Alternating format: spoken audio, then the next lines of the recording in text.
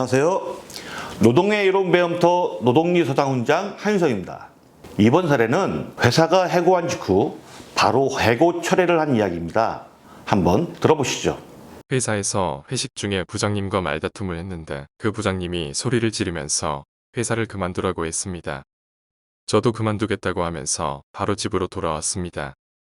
다음날 부장님이 왜 출근을 안 하냐고 전화를 했고 해고하지 않았냐고 되물으니 홧김에 한 말을 가지고 출근을 안 하냐며 빨리 출근하라고 하더군요. 그냥 출근 안 하고 노동청에 부당해고로 신고할 수 있을까요? 회사에서 회식 중에 직장 상사가 홧김에 해고를 하였고 그 다음날 바로 해고 철회가 있었는데 복직을 안 하고 법적인 구제 절차를 진행시킬 수 있는지 문의하는 상담 내용이네요. 해고는 노동자에게 경제적으로 그리고 사회적으로 치명적인 결과를 초래하기 때문에 신중하게 하도록 법에서 여러 절차를 두고 있지만 직장 생활도 사람들이 있는 곳이라 순간적인 감정에 홧김에 해고나 사직하는 경우도 빈번하게 일어납니다. 해고하고 다시 해고를 취소할 수도 있나요? 근로계약도 계약이라서 양 당사자 간의 합의로 종료시킬 수도 있는데 이것을 합의해지라고 하고 실무적으로는 권고사직과 많이 혼동되기도 합니다.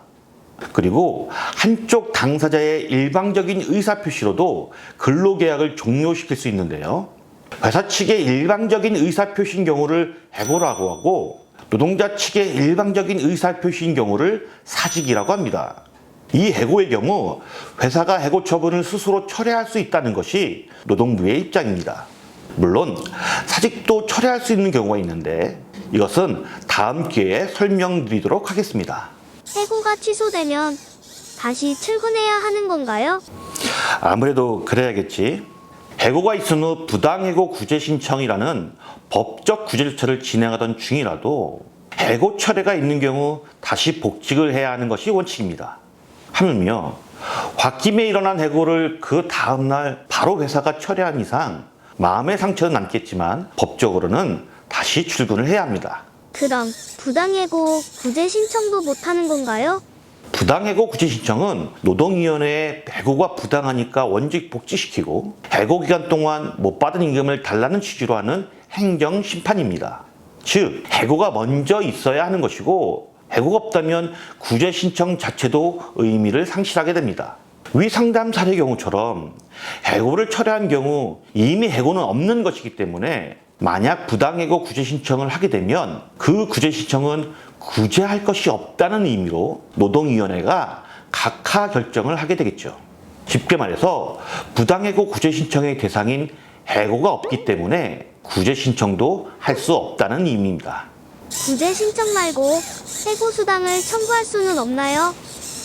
회사는 해고하기 30일 전에 해고 예고를 하거나 30일분의 통상임금을 지급하면서 30일 이전이라도 해고를 할 수 있는데 이것이 일반적으로 해고수당이라고 부르는 해고예고수당입니다.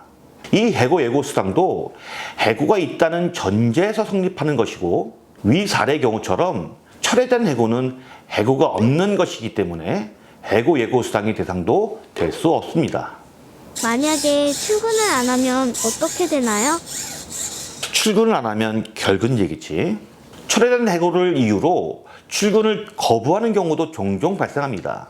그 상처받은 마음은 이해되지만 어쨌든 법적으로는 근로계약 위반이기 때문에 그에 따른 불이익이 발생할 수 있습니다.